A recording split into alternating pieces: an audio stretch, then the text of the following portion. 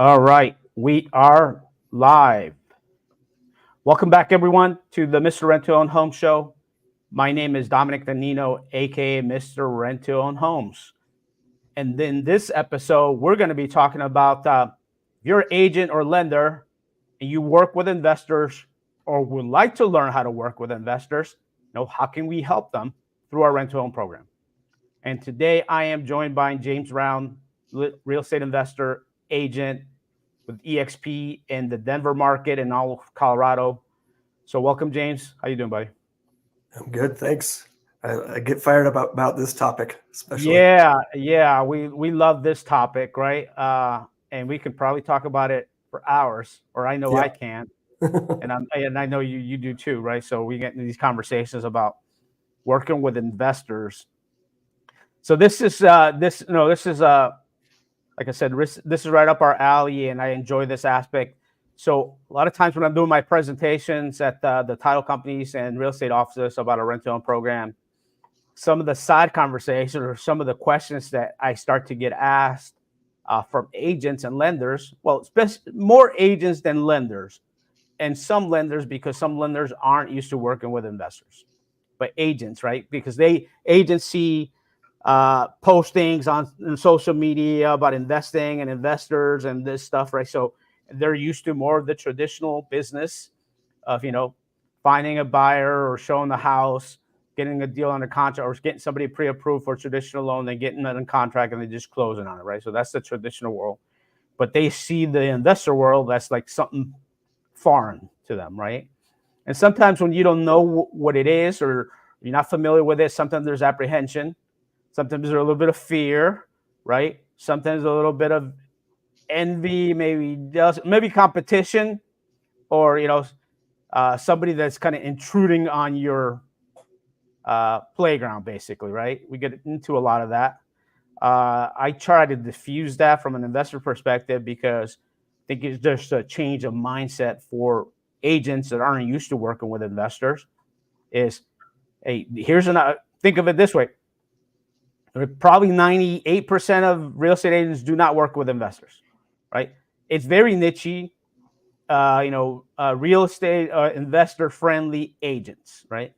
Or agents that are also investors themselves. And we have a lot of those people in our network, right? That are actually, they were probably more investors first, but then decided to get their license because there's an aspect to it that they may have access to, or maybe as laws change, right? We've seen that in some states where if you want to be doing wholesaling, you have to get licensed, or and vice versa. So some regulatory stuff that's coming down the pike, and it's going to continue, right? So we have a lot of people in our network where they're majority investors, but they're licensed because there's some aspect of their business that they use that. So let's say they're a fix and flipper and they buy houses. Well, if they're licensed, they can just list their own property to sell it, right? Without hiring somebody out, right? So it's part of the vertical integration, as it's known.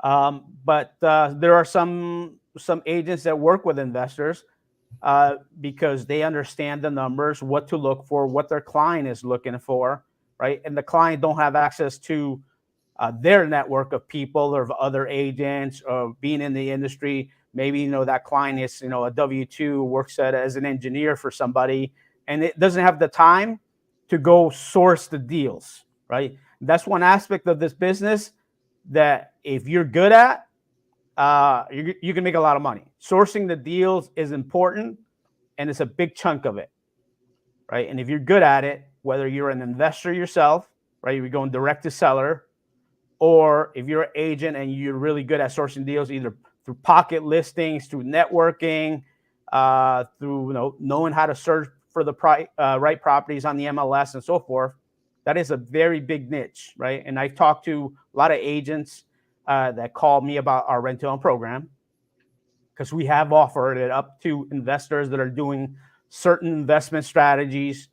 But when it comes to getting an investment loan, it requires more capital, right? It requires a bigger amount of down payment than the traditional owner-occupant property where you can get in with 3%, 3.5%, 5%, even some down payment assistance. But there isn't that in the investor world, right? It requires a lot more skin in the game, right?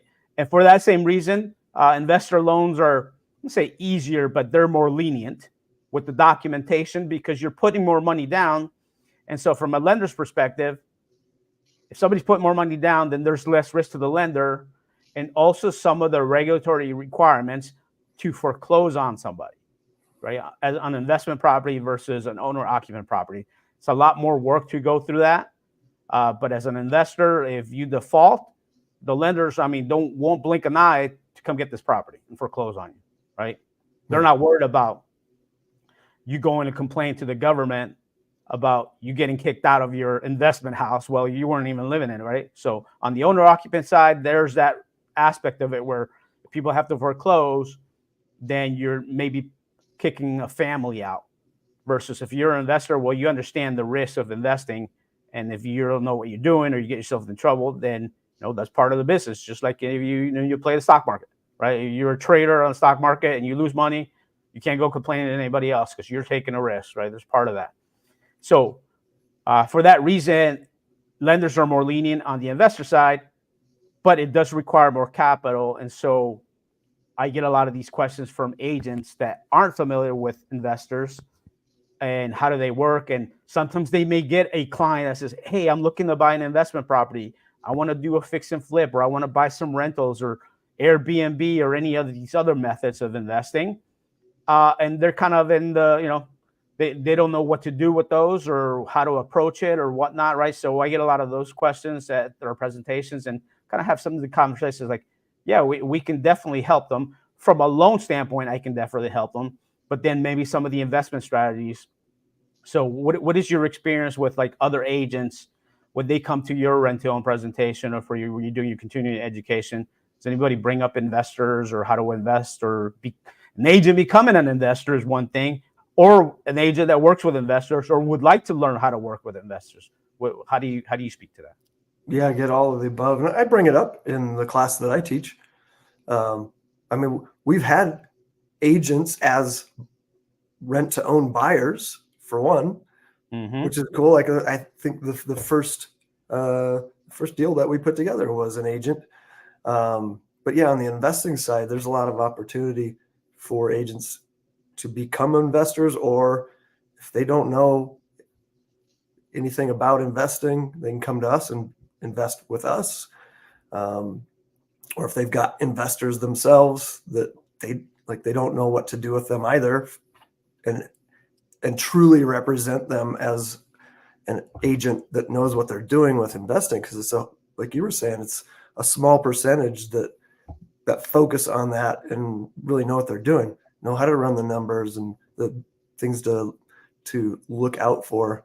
And so that's where we can work with agents and their investors and do referrals. So does that answer the question? Yeah. And it's going to be a hodgepodge, right? It's like, what is it that they're asking? Do they even know what to ask? Right? Do they even know to have this conversation with somebody? I see people, agents, and this isn't, nothing against agents, as you know, but it's like, I see them posting like, yeah, if you're thinking of buying, selling, or investing, call me.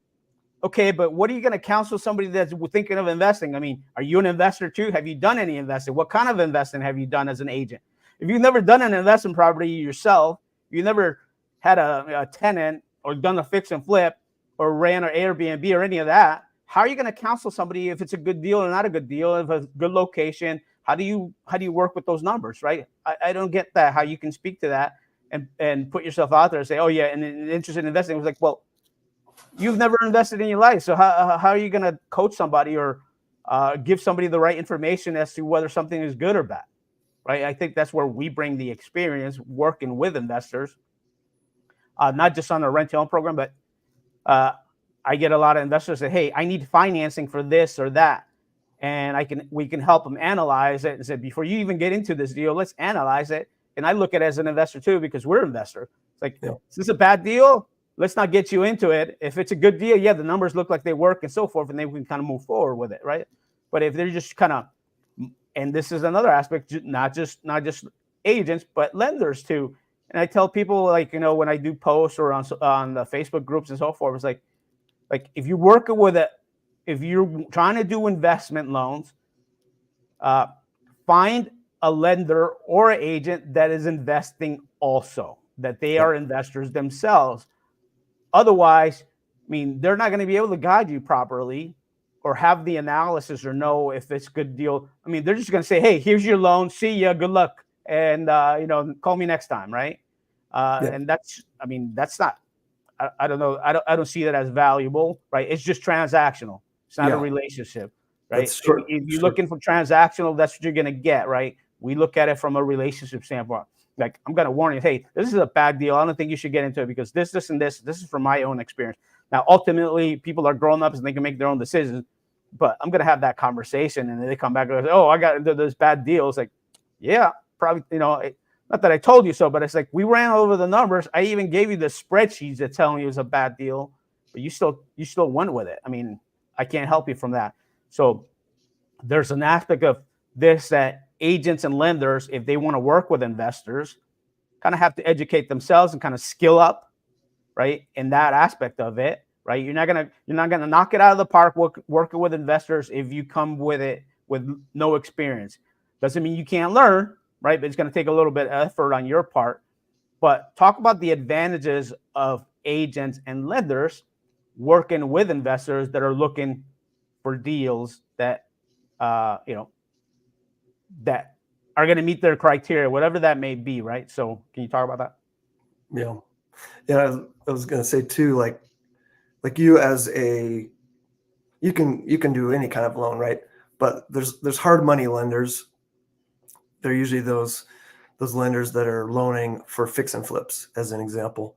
And so like there's a hard money lender here in Colorado. They've got a guy on their team that is a super active fix and flipper as well. So he goes in as part of their lending team and, kind of does that due diligence, especially for newer flippers that are getting those loans. Like he goes in and says, oh yeah, your budget's probably going to be $323,078. Like, this guy's a ninja. So he's on the side of that lender. It's smart of them to have him on their team to be really looking at that, even though they're still, they're requiring as an investor to put down a big chunk of money, but they want to have that person, that borrower, succeed over and over again, not just like, you gave us your 25% down, we're covered, good luck, right? Yeah. So we see that a lot, and I hate to say it, but a lot of lenders out there are doing that in that space. Like, hey, yeah, it meets our criteria, but no, we don't really care if you succeed or not. And people get themselves into trouble, especially newbies, right? They burn and turn them, not just from the lender's standpoint, but then there are a few other these companies that find some of the off-market deals and are putting newbies into deals that are probably not penciled. They're highly those numbers are very optimistic. Right. Very optimistic as to what it would ARV for, and then the budget, and so I see some of these are like, oh yeah, if you do this, and this, and put the gold toilets, then it'll be worth $1 million, right? Okay, but is that realistic, right? It's like no, it has to make sense. So I see a lot of people getting themselves into trouble that way. I did want to talk about though a talk track. If you are going to talk, or you do talk to somebody that wants to be an investor or is an investor, the kind of talk track that you should have either as a lender or of an agent. So I want to do a little bit of a role play here, basically, and talk about like the discussion that you could have with the agent. So let's try to, we're going to do this impromptu here, right? So I'm going to play my role and you're going to play the role of, hey, I want to become an investor. How can you help me? Right. So you're going to be the investor, the newbie investor, or even if you've done maybe 1 or 2 deals or you think you want to invest, what kind of talk track or what kind of conversation I'm going to have with you as a lender or an agent. It's basically the same talk track other than a few minor things. Right. So you want to do this? Yeah, then maybe after we do this, we do on like the discussion with an experienced Yeah, investor, absolutely. like a tired landlord, because that's Sure. a different conversation. Yep. But the answer is very similar, right? So yeah, Yeah, and learning to decipher between who you're talking to, right? And then just as simple as that. So let's role play. You could be either one, and I'll just kind of talk yeah, through it as I'm trying to decipher. Okay. yeah. I'll play. Hey the James, what's going investor. on? How you doing? Hey, good man. It's good to meet you at this real estate investing, Cool, meetup. This cool, is cool, cool. man. I'm so fired up. I'm a Yeah, software engineer, and I got some money sitting aside, and then I want to start doing some fix and flips. awesome. What? Now What tell do me, you do? have you done other fix and flips before? No, no. No. Any Pretty other kind of simple. investing? No, I'm just some stocks. Okay, just starting. Okay, Yeah. cool. Well, what's making you think about doing investing in real estate versus the stocks? Oh, I don't. I watch HGTV, and it looks so easy. Like I just want That's to make some right. money on the side. Well, you do realize that is a show, right? So they make it look easy, right? Not everybody makes money on in 30 minutes. Even when they go over budget, they still make money, right? Yeah. You understand that it's a show, okay? Yeah. Yeah. Well, I guess definitely. I so. mean, yeah, there is a skill that's involved, right? So there's some learning that you're gonna have to do, right? How much? What kind of capital do you have to work with? Oh, I got 100 grand I could play Okay, with. good. Now, are you gonna invest in your own market? Like, where are you located? Yeah, I'm in Denver, Colorado. Okay. All right. So you want to invest in your own market, or are you looking at other markets, or are you open to other markets? I hadn't really thought about it. I like Denver. Okay. All right. Well, I always tell people if you can invest in your market, start there, right? But that's one thing you have to learn your market too. Just because you live there doesn't mean you know the market if you're new to this industry and you're not in the game yet, right? So there's an aspect of that. So obviously, the easiest way to get familiar is your own neighborhood, right? So so while you're going to take a different perspective when you're driving around the neighborhood, you're going to the grocery store or Target or wherever you're going, right? So when you see a property for sale, even just a traditional agent sign, take a look to see what that property is going for. Just pull up your Zillow or Realtor.com or whatever it may be, an app. Just pull up what the price they're going for, right? And get a gauge as to, okay, a 4.2 or a 3.2 at 1,500 or 2,000 or 2,400 or a two-story. Get an idea of what prices people are listing stuff for, right? Now, also, I suggest is joining your local RIA. What's a RIA? RIA is a Real Estate Investors Association. There's basically it's a meetup of other investors in your market, and what you'll find there is other people bringing in deals, and or there's some coaching and learning. And I don't want to talk about coaching as in like, okay, you got to go pay for coaching, but they're going to talk about the state of the market locally. What are the rents going for? What is the percentages of listings versus rentals, single family versus condos, and all these things, right? So it's going to take a little bit of you getting up to speed and learning your market, so that way when you find an off-market deal or an on-market deal, if it's a good deal or not, because you're going to want to learn what could something sell for, and then also learn if you're going to fix and flip, how much of a budget do you need to put into it, and then any costs associated with the acquiring or selling of that property, and what you would potentially net, right? But here's the thing I want to ask you, though. I know you got a full-time job, you're an engineer, you got some money here, right? So, I mean, is the purpose to replace your W-2 income or supplement it? Eventually, I want to replace it. Would like to replace it. Okay. Now, there's two aspects of investing. There's active and passive. And when I say active, I mean active as in like you're going to go swing the hammer, right? And that takes time. So if you got a full-time job, are you going to be able to go after work or on the weekends to go work on a house? Maybe. I don't know. I got a wife and 2 kids, but yeah. So that's something to think about, right? So the HGTV guys, they're pros. They're doing a full-time job. They don't have a W-2 like you do. So they have all day to spend working on it, right? So that's the decision you're going to have to think about, and it's like, okay, how active do I want to be? Do I want to go source the deals? Do I want to work on the flip, right? Or do I want to be more passive? And another aspect, so investing could be active or passive. Active, you're in it. Passive is, hey, I put up money, right? And I collect a check either as a lender and I'm getting paid or I'm teaming up with somebody that says, hey, I have experience. I've done, 15 flips. Let's team up. They understand that, and you bring the money, and then you can partner up. Or you could do something more passive, like investing through cash flow, getting cash flow, right? So adding cash flow to your income. Now, eventually you can get enough cash flow to replace your W-2 income, but that's going to be less activity with you running around, and probably a little bit less risky from the standpoint of, hey, if you things go wrong, you're going to lose money because you went over budget, the house didn't sell what you thought. Or maybe if you partner up with somebody that you don't know, who knows if they're that skilled enough, right? So there's a deciphering you got to go. Or another method is more passive, where you own the asset, right?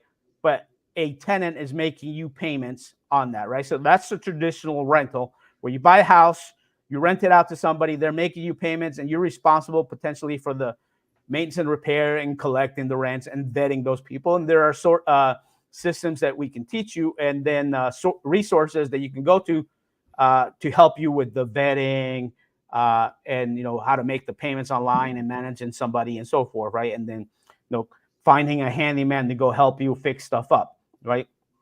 So our method for investing is a lot more passive than the active way, right? We have done the active way. I've done flips. I've done wholesaling, right? But as you can see, it takes more time. We're more involved in the passive method. And if there's something that potentially you'd be interested in, we can have a further conversation about that at some other point.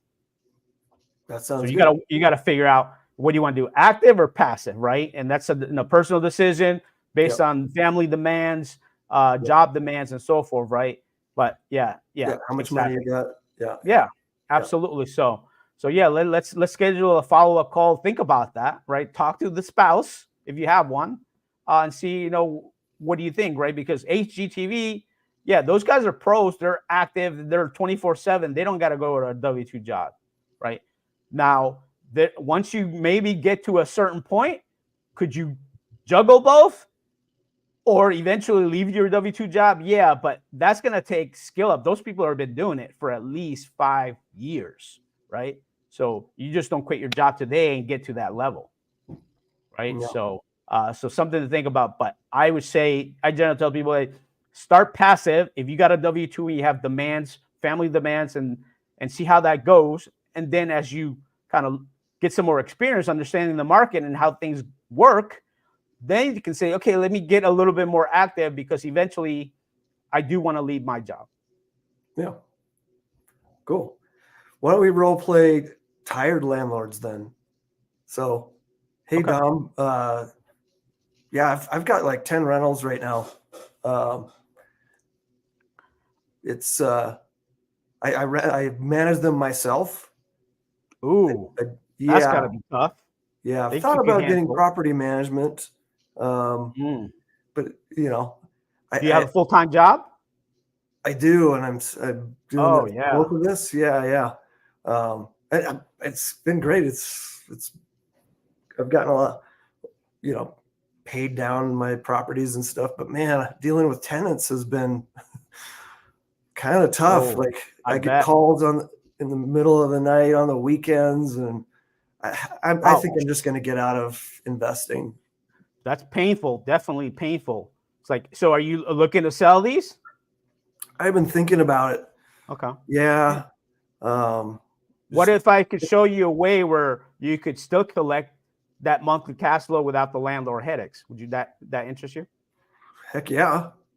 Absolutely. Sounds too good to be true. Well, tell me a little bit more about these properties, right? Where they're located and so forth. Maybe something that potentially I could buy from you. And they just send you mailbox money. Yeah. Well, some of them are in some C-class neighborhoods. Sure. They're pretty beat up in sketchy neighborhoods. Then I've got some in like really nice townhome complexes, sure. But they're okay. The tenants are kind of picky, and the HOAs a nightmare. So, Are all these free and clear? no, I still owe on some of them. Okay. But I do have a few that are free, and clear finally. Yeah. Well, basically on the free and clear ones, what we could do is just, you could make you installment payments as we buy them from you, right? So we just send you a monthly check, just like you would collect the rent. So if you, let's say you're collecting $1,000 in rent, then I'll just make you payments for $1,000, and I take ownership and responsibility of the property. I manage the tenants, and then pay you off down the road. So we make you $1,000 a month payment until it's paid off, right? So now you don't have to deal with the tenants. I deal with them. Yeah, that sounds good. Cool. And then on the other ones, if you have financing, depending on the kind of financing, what we could do is either you take over the responsibility of those payments and just give you, again, what were you collecting and what are you netting, right? Because when you have a loan, you're collecting rent, but some of that rent money is going to pay off the mortgage and then some of the maintenance, right? So what are you really netting on those? So whatever you're netting on those, basically we could pay you that amount each month and then just take over the responsibility of the tenants and the mortgage. Yeah. I make pretty good cash flow, but a lot of it gets eaten up by maintenance and, right. and vacancy with these tenants just Yeah. eating up my property and leaving in the middle of the night. So yeah, traditional rentals are aren't as great as people make them out to be. There is an advantage, definitely, because you're holding for a 20-year or 30-year period, but you're going to have some capital expenditures, right? Every 7 to 10 years, you're probably going to fix the roof. You're probably going to the heating and cooling, right? There's going to be something. And then not just that, but if you're cash flowing only, say, $200 a month, right? Well, yeah, okay, so you made $2,400 over a year on one of them, but then that person leaves in 12 months, and now you got to go clean it up, repaint it, put it out in the market again, show it, right? So you're probably going to miss a couple of months of rental income on that. And then whatever you cash flow, you're probably putting back into the property. So it ends up being net, not a whole lot, right? So after we get done talking about the ones that you have that you're trying to dispose of, I can show you a different way where it's going to be very hands-off, and then add some additional security to you, because on your traditional rentals, right, you're collecting 1 month's security deposit, and if they trash it, most of the time it doesn't really give you a whole lot of security, right? Yeah. Plus, it's not your money; you got to give it back to them if there was no maintenance that needed to be done after they left. So we can show you a different method to cash flow properties without the landlord headaches. Great. How's that sound? Yeah. Where do I sign up? Yeah, let's go. Let's get all your properties lined up, and let's talk about each one. Let's start with the ones that are free and clear. Then we can take those off first, and then we can take on the other ones. And as we move forward and start building this relationship, and you gain trust from me that I make you payments on time, that I can show you another way of the way that we actually do our properties with a more secure method of cash flowing and putting the right people in there. Yeah. Cool. All right, let's do it. So that's my talk track, right? Because tired landlord is going to have an inventory of properties, but they want cash flow.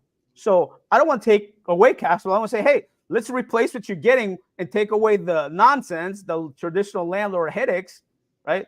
The toilets, termites, and trash, as we call it, right? Let's take that away. So let's give you all the benefits of being a landlord without the landlord headaches, right? How's that sound? I mean, it doesn't get any better than that, right? So if they have a portfolio of properties or one or two that they're having a hard time managing, then we talk to them about, hey, how about you just sell it to us and let us take over that responsibility? It'll make you payments of the same amount that you're netting, right? Until we pay you off. And then if you want the right kind of properties, we're going to find you the right kind of properties to cash flow, but with the right individuals in those that are going to protect you, that have been vetted correctly, that are going to be very hands-off, and you're going to be able to make some cash flow, almost like a flip, right? Without the renovations required, right? Yeah. So when I talk to investors, calling on burning and flipping without the rehab. right? And some of you investors out there understand the lingo, right? BRRRR, for those of you who do not know, it's in the investor world, it's called it's an acronym for buy, renovate, rent, refinance, and repeat. Right? That's a method that people buy off market. Junky houses, they buy junky houses and fix them up and pretty them up like HGTV, but they don't sell them off. They just refinance them to keep them in their portfolio and then put a tenant in it, right? Yep. But just like flipping, there's challenges with the renovation and budgets and hard money and so forth, right? So, and in this market, most tenants, especially in the higher end markets, most people that are doing BRRRR isn't working right now because of where rates are. Because you have to have, your rents have to be higher than your payment. Well, unless you're putting 50% down, right? If you're trying to do max financing at 80% with only 20% down, then the rents aren't covering the payment at the higher rates today. So that's why it's not working in, I would say, mid to anything like 350 or above. It's not working. You got to get down into some of these markets where houses are 150,000, right? And there are plenty of those markets, but there's a reason why those houses are 150, right? That's the big secret. That's the big secret is like, oh yeah, you can go to these markets and buy houses for 70, 80, 100. There's a reason why, because people are leaving those places. Those properties will never go up, right? There's people leaving. That's why, right? I mean, it's just basic supply and demand, right? There's a reason why the cheap houses, because there's no industry there. There's no growth. There's nobody moving in, driving up the prices. That's what drives up prices. It's demand. So these are dead, basically, locations, dead economies where they're losing the population growth. There's no companies coming in and building, plants and factories and so forth, to draw employees or people from outside. Otherwise, the values would go up. Now, there have been some cities that have taken that dip down and have started coming back up a little bit, right? There's a few cities out, like Pittsburgh is one that was kind of pretty dead, but it's come up because they're drawing a lot of new technology companies and so forth. But so understanding your market, understanding what markets to get into, and also the right strategy for a market. I always say, not every strategy in investing works in every market. And when I say market, I mean location and also the time period, because we went through the Airbnb boom and now that's dead in every market. But there are definitely markets that Airbnb still works. Yeah. So knowing this is how you get better at this and how you learn, right? But that comes with experience. That comes with being around other people that are doing it. Maybe their strategy is not the one you're doing, but at least you get to learn and pick up some of the things that they're doing. So that's kind of our talk track, basically, in talking with tired landlords. Or if you want to talk to a newbie, wannabe investor, you're an agent or a lender, we'd be more than happy to kind of do a three-way call with them and help you through that. But there's opportunity there for agents and lenders. Something I've been putting together, and maybe you and I should kind of put our heads together on, is like a pre-written email kind of introduction to us that lenders and agents that aren't specialists can send out to investors they're working with or people that they think might want to invest. Just kind of break up, create some interest, because lenders. Yeah, both agents and lenders have to pivot or add an additional skill set to their game, basically, is right. If you're going to last in this industry, with transactions being down and with all the people that have left the industry, right, until, I don't know if rates ever will go back to 3%, but if you're going to last in this industry, you got to be able to add additional tools to your tool belt, as they say. And one of those is working with investors. But it's a very small niche of real estate agents and lenders that are capable, knowledgeable enough, and experienced enough, and are also investors, right? There's very few of that group, right? And so you get a bigger pool of potential clients if you're a traditional agent or lender to work with, if you can. And if you already have that database or clientele, then there's multiple methods. It's just figuring out what is it the client wants, right? Do they want to be active or passive, right? how active and how passive, and what do they have to work with from a capital investment standpoint, because there's no investing for zero. Okay. The no money down stuff, I mean, you have to be very skilled to be able to do that. Can it be done? Yes. Are there people that do it? Yes. But you have to be very skilled to be able to get properties with no money down, because that's a whole different aspect. You gotta, you gotta be on the phones. You gotta know how to talk. You gotta know how to sell, right? So there's a skill set that most people that have a W-2 job and are working a corporate job don't have the time or capacity to kind of learn, I don't know, on the weekends or at night, right? It takes those people that are doing that have learned that skill set over years. Yeah. Right. Just like we role played right there, right? There's a method to kind of having a discussion with somebody to be able to, be able to get that kind of deal. They're out there. They are definitely out there, but the people that are getting those are the people that are super skilled in that, right? It's almost like you could play at the YMCA, but you can't play at the NBA, right? When you can do that, you can get deals with no money down because you know how to sell it and talk it and kind of overcome objections and kind of put the deal together for somebody that's going to do zero money down or sell it to you for no money down. No. Then that's a different level. So, but if you're a newbie, you're not going to start there. So, but there's a path that you can take to get better and better, and over time, and then and over years you could reach your goal, whatever that goal is, right? Most of the time people come like, hey, I hate my W-2 job and I want to quit it. How do I replace my W-2 income? Okay, it isn't going to happen overnight. Let me be very clear first. It doesn't happen overnight. Can it be done? Yes. What's the timeline? Depends. How much money you have to work with, right? It could be anywhere from as little as 3 years if you have a lot of capital to work with, right? And it could be as long as 10 years. But that's okay. You can still get there. Sometimes, hey, if you're in your 20s or 30s or even 40s, maybe better than working 40 years at a company, or 45 years so you can retire and probably not even get a pension, because most companies aren't even giving pensions any day, and hopefully the Social Security is still going to be around, right? So, 40 years, I think even if it took you 10, it's still better than 40. Yeah. Right. Any other tips, any other suggestions for agents and lenders and talking with investors and how to work with investors? First thing I say is don't be afraid of investors. They can be your partners. They can help. They may have other tools that you don't have, right? Mm-hmm. And believe in collaborating. Work with investors. Learn how to work with investors. Don't fear them. They're not your competition, right? They're in a different lane. They're doing stuff that you can't do, and vice versa. You're doing stuff that they can't do. How do you come together, right? Just the same way that you and I work together. It's like you're doing a different aspect that I'm doing, right? But we come together and kind of bring our minds together and say, hey, I got a solution. Oh, you got a contact. Oh, great. Give me that contact. Or I got a contact. I share it with you, right? For something that you need, or how do we collaborate, how to piece it together. So yeah, agents, don't be afraid of investors. Yeah. Right. It's a team sport. You're an agent, right? You're an agent. You can speak to it more than I can. Yeah. And one thing that just jumped out, if you guys are agents and you have listings that are difficult, they need a lot of repairs.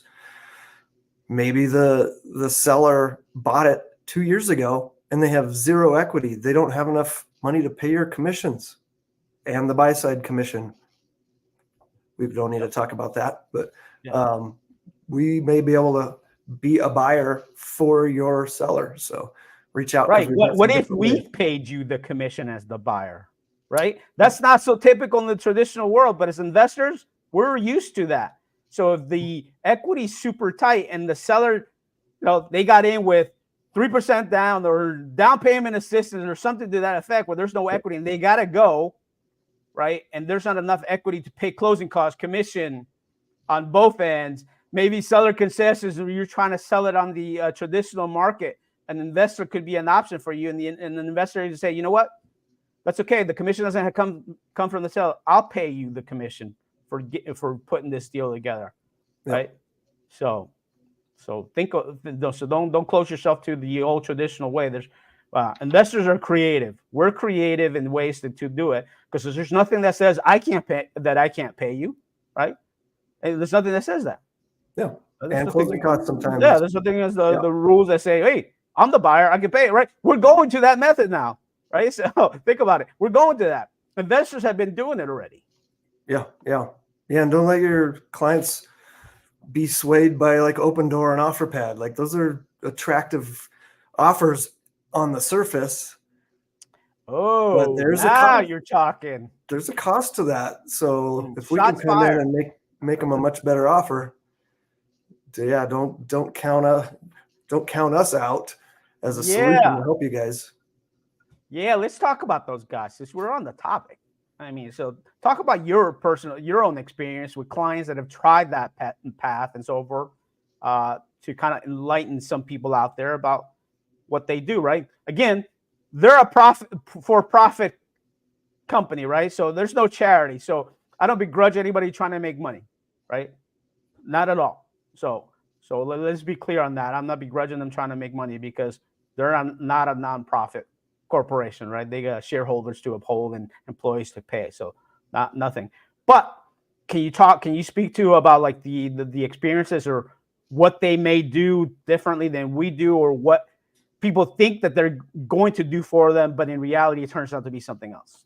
Yeah. Well, their promise, and I believe they deliver on it too. Because I've had clients go directly to them, those companies, or through me, just to see what they offer, and they're offering convenience and speed. Like close on your timeline, and make it easy. But when you really get into it, one of the gotchas that I hear over and over is that they come in, they do their inspection, and then they drop the price. They're like, oh, we did this inspection and we can't offer you what we originally did. And then you just wasted maybe a week or something, So I call it the lock and drop. Wholesalers will do that too, like it gives the industry a bad name, So that's kind of one of the big ones. And then there's a lot of fees in there when you really have to start looking at like, wait, what am I actually netting? So like if you're an agent and you've got a seller and you've run them through there, make sure you're giving them a apples to apples comparison of what they're actually going to net. And is it worth that convenience, And if we're buying it from you guys, it's going to be different than if you sell on market, So it'd be good to have all the options and see where everything lands. Yeah, absolutely, right? So there's a cost to everything, right? There's no free lunch, I say, right? So they do offer a product that is convenient. It's like I could drive to the Circle K to get a loaf of bread, or I can go to the Walmart that's 5 miles or 10 miles down the road to get a loaf of bread. Which loaf of bread is going to be more costly? One at the Circle K, or the one at the 7-Eleven, or the one at the local mart that's right in your corner? You don't have to go as far, right?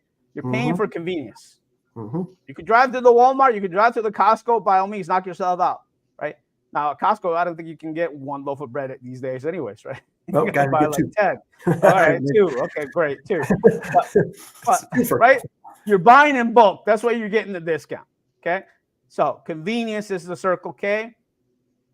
Walmart, you got to go a little further. You got to deal with the parking in the parking lot, getting your car dinged with the cars.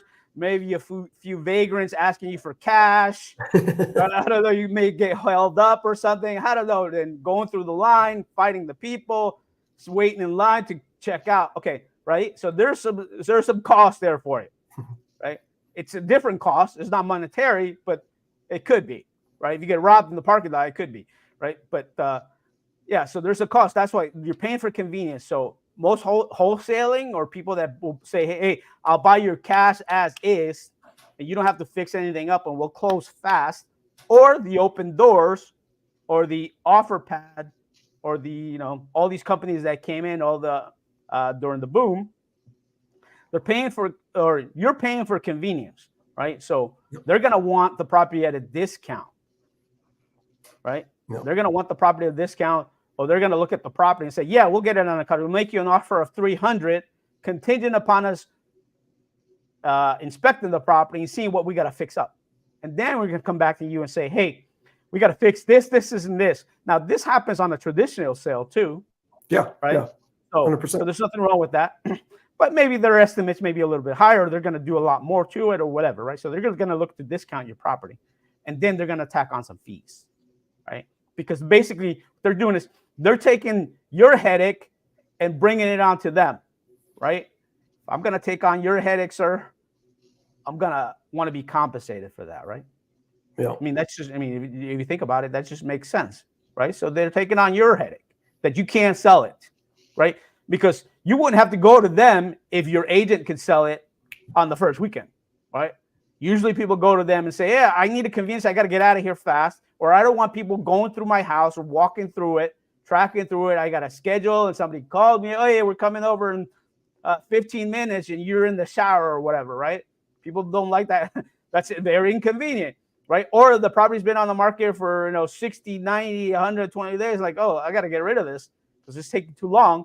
That you go there to convenient, and they're gonna pay you accordingly. It's like going to a pawn shop, right? Going to a pawn shop. Now, again, is the right person or the right situation? There may be a right situation where that is appropriate, right? This is reality, right? So I'm not to poo-poo them, but there is an appropriate situation. And just like with wholesalers, right? Wholesalers are getting properties that agents don't want to put on the market because they're no condition to be put on the traditional market because they're probably not going to pass inspection, probably not going to pass the appraisal. There's going to be contingencies and so forth on fixing this, that, and the other. And usually the seller in those situations doesn't have the capital or means to go ahead and do all those repairs. So that's where wholesalers come in. Say, we'll buy it at a discount because of all the stuff that it's got to be done, plus our fee, plus the convenience. So there's a market for that investor. So, and they're more skilled at that than you are, agents, right? Yeah. That's why it's not the same. It's not competition, because if you could do that, if you knew how to do that, then you should do it, right? Yeah. But that's a different skill set that they have. Most that's agents why- aren't. Yeah, it's a different lane. It's a totally different lane. They're not competing for your properties that are move-in ready, HGTV ready. They're not buying those, right? Yeah. And they're not selling those. Yeah, A and it's flipper hard. may be selling it, right? Or you'll get that kind of listing, right? Or your buyer will be buying those properties, but it's not the same lane. So don't be afraid of other investors.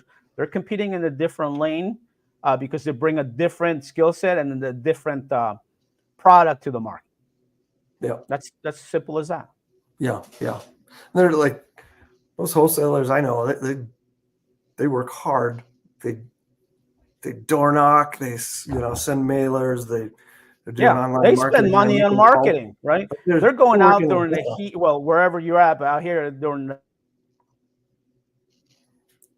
oh, you going to froze. somebody's house that's got no AC, maybe tracking through a horror house. They got animal feces all over on the carpet and smell cat, pee and all this stuff, right? That's the houses that they buy, Yeah, right? So you see those on HGTV when the people are buying them initially. Those are the houses that they're buying. They're going through. They're trying to buy from people that, maybe a tenant trashed it, or hey, yeah, maybe somebody that's elderly that couldn't keep up with the maintenance, right? So, or inherited property that's like, hey, I got to dispose of this property. I'm in another state. I don't have time to go down there and clean it up and fix it up. Just sell it. Like, give me my money. Just give me something and let me get out of the way and move on with my life. yeah. So that's why we love this. We love this industry. That's why we love talking about investing, because there's a different aspect of it that the traditional world doesn't understand. But if you're open-minded, you can work with it and collaborate and team up. Yeah. Team up. Yep. It's team sport. That's right. The term is collaboration over competition, as we like to take that approach, right? Anyways, any final thoughts? We're almost going on 50 minutes here. Yeah, we could keep going, right? We could keep going. Yeah, nothing top of mind. That was good. If anybody Cool. wants to talk about these different challenges they might have or opportunities, we can dive into this even more. As we all know, this is a tough market right now. So if we can work together and come up with some creative ways to do more business, help more people, we're here for you. So, we're problem solvers, Yep. right? And I tell agents, look, because I've seen a few posts like, oh, when you're an agent, you got to be the counselor, the repairman, all this stuff, right? It's like, yeah, you're not an agent, you're a problem solver, just like we are, right? Yep. You're solving problems for people, right? The easy stuff is the very few, right? That's the outliers where it's like, oh yeah, no, roll over. Oh yeah, here's my listing here, or here, take my money, right? That's the very few, right? The majority of the stuff is you problem solving and trying to help a client because their situations are different than everyone. Not everybody's situation is the same, right? Not everybody's a cookie cutter. So, so that's where the skill set comes in, right? So that's why I don't approach agents making their money at all, right? I know that we had this lawsuit stuff about who's getting paid and what's getting paid, and a lot of people post, oh yeah, there's people are making 200. Like, well, you come do it too, right? You can come do it if you like. You complain, so I'm not, and you know what? So there's the good, just like in any other industry, there's good people, good agents in that business, and there's bad agents, just like good lenders and bad lenders, just like good anything, right? Good engineers and bad engineers, good, architects and bad architects, whatever, right? So yeah. All right, well, I'll get off that soapbox there. Anyways, if you want to get a hold of James, his information is there. He's at Linktree /partner with James Brown. He's on social media. What's your Instagram handle? Jambro303 is my personal one. Okay, there you go. Right. And then if you want to get a hold of me, I am on YouTube, Instagram, and TikTok as Mr. Rent to Own Homes. Our website is rent2ownhomesus.com. That's our website for our Rent to Own Homes program. You want to get more details in there, watch the explainer video halfway through. And then if you like to find out more, get access to properties, or if you have a specific property, or if you're an agent, just put in your info there. We'll reach out, register on there. Or in my bio, my info will be there, my email, phone number, and that way you can get a hold of me. So until next time, bye-bye.